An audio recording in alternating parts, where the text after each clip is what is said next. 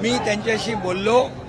त्यांनी माझ्याकडे भावना व्यक्त केली की पत्रकारांच्या बद्दल चुकीचं वक्तव्य करण्याची माझी इच्छा बिलकुल नव्हती. मी पत्रकारांचा अपमान, नेहमी पत्रकार आणि माझे संबंध चांगले राहिलेले आहेत. पत्रकारांच्या भावना दुखावण्याचा माझा कुठलाही हेतू नव्हता. परंतु दररोज जे कोणी काय त्यांना म्हणतात, अरे जे रोज त्यांच्या विरोधामध्ये बोलतात, रोज त्यांच्या बद्दल अपशब्द काढतात, तोडून टाका, मारून टाका, तुडवून टाका, घरात घुसा आणि अतिशय खालच्या दर्जाच्या, नीच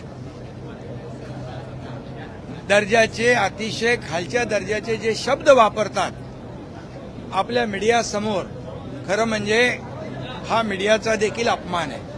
किती वेळापासून काय काय बोलतायत तेही आपण पाहिलेलं आहे. याचा राग संजय पाटील यांच्या मनामध्ये आहे.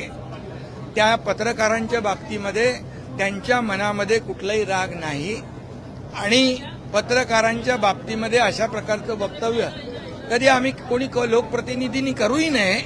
आणि त्यामुळे मी त्यांना सांगितलेलं आहे की आपल्याकडून काही शब्द गेले असतील पत्रकारांचे अपमानजनक, तर आपण पत्रकारांशी बोलून दिलगिरी व्यक्त करू.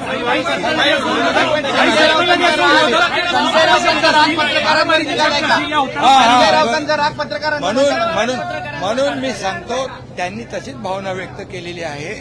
तर मी आपल्याला एवढंच सांगतो की जे लोक आता संजय दिना पाटील यांनी माझ्याजवळ भावना व्यक्त केल्या, पत्रकारांचा अपमान मला करायचा नव्हता बिलकुल, परंतु जे दररोज त्यांच्या विरोधामध्ये जे वक्तव्य करतायत, त्यांच्या घरातल्या परिवाराच्या बाबतीमध्ये वक्तव्य करतात, हे अतिशय निंदनीय आहे. हे आता कुठली पातळी आहे? किती दिवस तुम्ही बघताय? अगदी 2022 पासून आपण काय भाषा, काय लोक वापरतायत? म्हणजे ही काय लोकशाहीमध्ये हे काय महाराष्ट्राची संस्कृती आहे का? ही महाराष्ट्राची परंपरा आहे का? अशा प्रकारे आई बहिणींचा उद्धार करणं, आई बहिणीवरून शिव्या देणं, हे किती, आणि पत्रकारांच्या समोर, आणि डोंट कटही म्हणायचं. अरे काय हे काय, म्हणजे कुठल्या थराला जाऊन तुम्ही ह्या महाराष्ट्रामधली संस्कृती अगदी रसातळाला पोहोचवलेली आहे. याचा राग संजय पाटील यांच्या मनामध्ये आहे.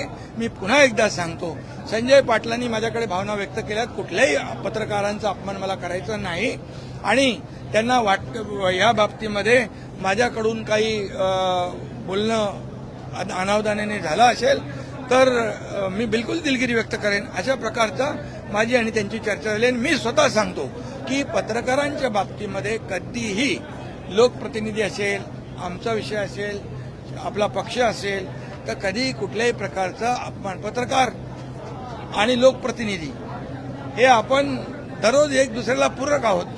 त्यामुळे मी आपल्याला सांगतो, अशा प्रकारची भावना आमच्या कुठल्याही माणसाची नाही.